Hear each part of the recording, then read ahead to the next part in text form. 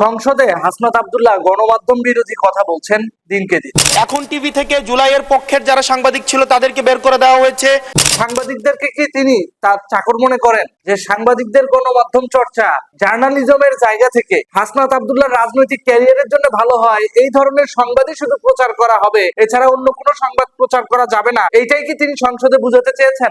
East West media অর্থাৎ বসুন্ধরা গ্রুপের যে মিডিয়াগুলো রয়েছে তারা প্রতিনিয়ত আওয়ামী লীগের পক্ষে সম্মতি উৎপাদন করে যাচ্ছে।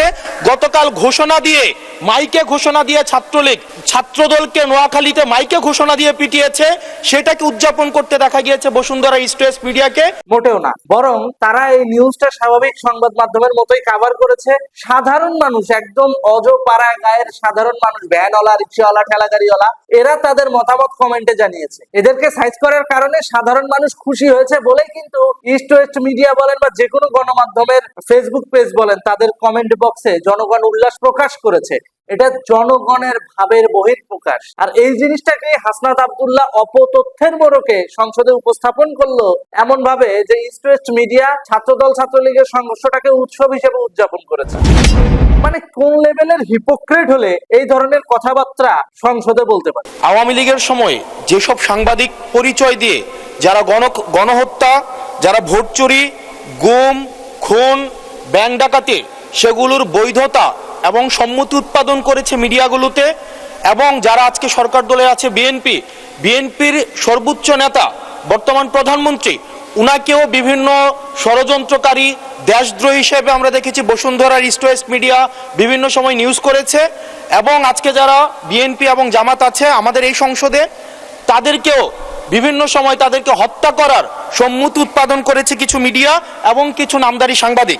সাংবাদিকরা কখনো আওয়ামী লীগের আমলে সম্মতি উৎপাদন করে না, বরং কমেন্ট বক্সে আমার তোমার মতো সাধারণ মানুষরাই তারা তাদের মতামত জানিয়েছে, যেটার রেশিওটা সাংবাদিকরা তুলে ধরেছে। এটাকে যদি তুমি গণমাধ্যমের বিরোধিতা করে ডাইরেক্ট বলো যে সম্মতি উৎপাদন করেছে, তাহলে আমি বলবো হাসনাত আব্দুল্লাহ পরিকল্পিতভাবে বাংলাদেশের চতুর্থ স্তম্ভ গণমাধ্যমের স্বাধীনতাকে হরণ করার চেষ্টা করছে।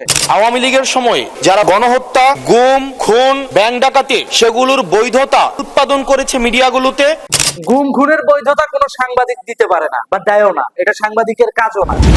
সাংবাদিকরা অনুসন্ধান করে, সেই অনুযায়ী রিপোর্ট পেশ করে। বরং তোমাদের গুম খুনের অপকর্ম ঢাকার জন্য তোমরা সাংবাদিক গণমাধ্যমদেরকে প্রেসার ক্রিয়েট করো, তোমরা তাদেরকে ট্যাগ লাগাও, তোমরা তাদেরকে আইডেন্টিফাই করে একটা গোত্রভুক্ত করতে চাও। গুম খুনের বৈধতা কোনো সাংবাদিক আওয়ামী লীগের আমলে দেয় নাই।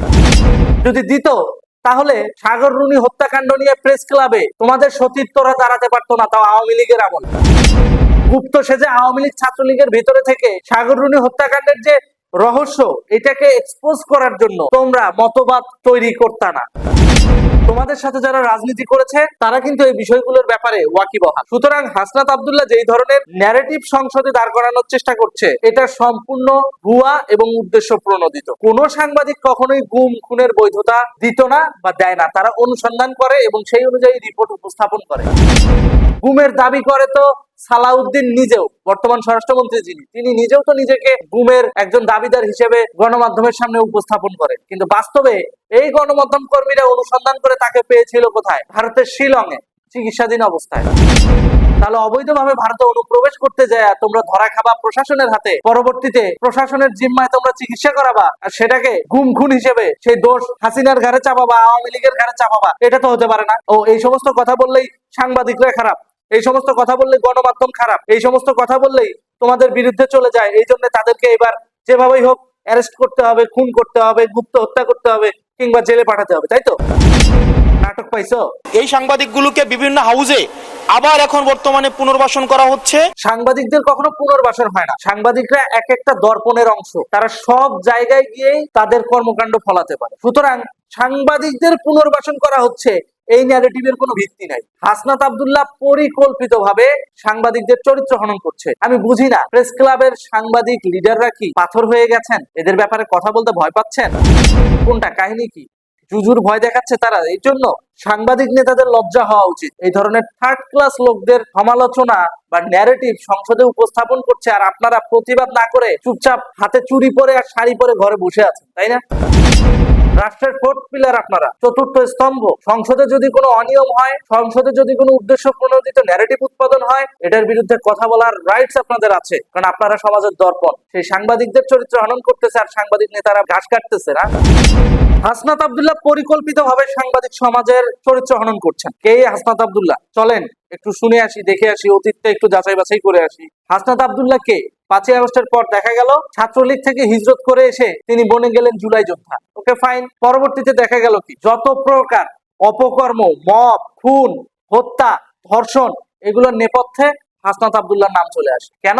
এই যে এক এক করে ছাত্রলীগের বিভিন্ন কর্মীদেরকে আইডেন্টিফাই করে যে পুলিশের হাতে তুলে দেওয়া, এইগুলো কিন্তু হাসনাত, সার্জিস এরাই করেছে। বাংলাদেশে আজকে এই ধরনের মবের রাজত্ব, এটার সূচনা কিন্তু হাসনাত, সার্জিস, আসিফ, নাহিদ এরাই করেছে। এখন তারা আসছে গুম খুনের বৈধতা নিয়ে সাংবাদিকের দিকে আঙ্গুল তুলতে। আরে বেটা, গুম খুনের বৈধতা তো তোরা দিয়েছিস যখন গুম খুনের আসামিদেরকে তোরা টাকা খেয়ে ছেড়ে দিয়েছিস, যখন সন্ত্রাসীদেরকে, ছিনতাইকারীদেরকে জেলখানা থেকে বের করে দিয়ে ভালো মানুষদেরকে তোরা আইডেন্টিফাই করে করে তোদের মক্কেল বানাইতে পারিস নাই বলে জেলে দিয়েছিস, তখনই তো দেশের আইন ও বিচার ব্যবস্থাকে ধ্বংস করেছিস। গুম খুনের থেকে এটা তো আরো বড় অপরাধ। তাহলে তোদের বিচার হবে না কেন? গুম খুনের বৈধতা দিচ্ছে সাংবাদিক নামধারী কেউ কেউ।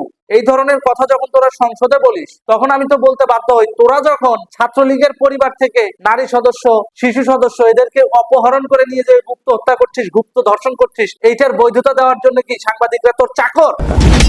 যে সাংবাদিকরা তোর পক্ষে নিউজ করবে, সাংবাদিকরা এটা তুলে ধরতে পারবে না? তোদের চাপ উপেক্ষা করে যখন আসল নিউজ গুলো প্রচার করা হয়, তখনই তোদের গায়ে লেগে যায়। কাহিনীটা কি? তোরা তো সেই ইউনুসেরই ছানাপোনা, যারা আওয়ামী লীগ ছাত্রলীগে ঘাপটি মেরেছিল।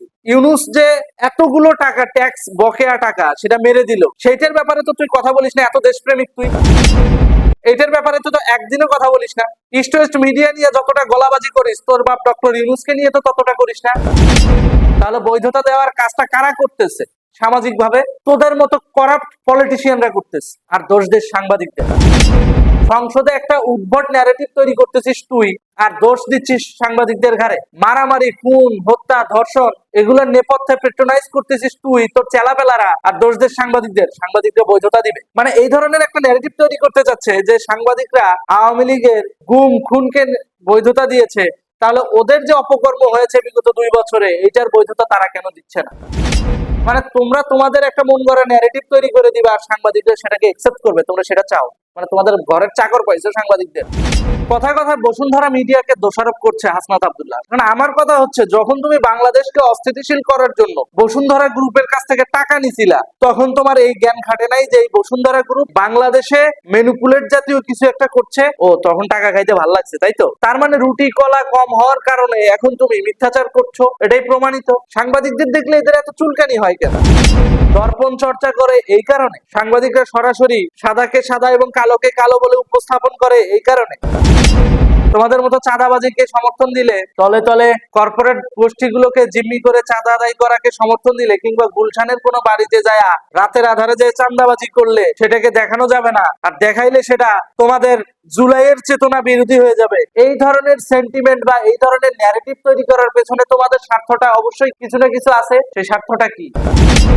এই ধরনের ন্যারেটিভ তৈরির পেছনে অবশ্যই তোমাদের কোনো না কোনো স্বার্থ আছে। স্বার্থটা কি এটা জাতির জানা উচিত। জুলাই চেতনার নাম দিয়ে যাকে তাকে আক্রমণ করা, জুলাই চেতনার নাম দিয়ে চরিত্র হনন করা, জুলাই চেতনার নাম দিয়ে যাকে তাকে হেয় প্রতিপন্ন করা, জুলাই চেতনার নাম দিয়ে চাঁদাবাজের রুটি কলার ভাগ না পাইলে সেই জিনিসটাকে আড়াল করতে নতুন একটা ন্যারেটিভ তৈরি করা, এটা যেন হাসনাত, সার্জিস সহ পুরা এই যে জুলাই চেতনার সাথে যারা জড়িত এনসিপির এই বাটপারদের, এটা যেন প্রধান কাজ। সামরিক নিয়ন্ত্রিত নিউজ মিডিয়া গুলো এমনিতেই স্বাধীনভাবে কাজ করতে পারছে না, তার উপর সংসদে এই ধরনের কথাবার্তা, হাসনাত আব্দুল্লাহর এই ধরনের হটকারিতা রীতিমতো সাংবাদিক সমাজের চরিত্র হনন করেছে।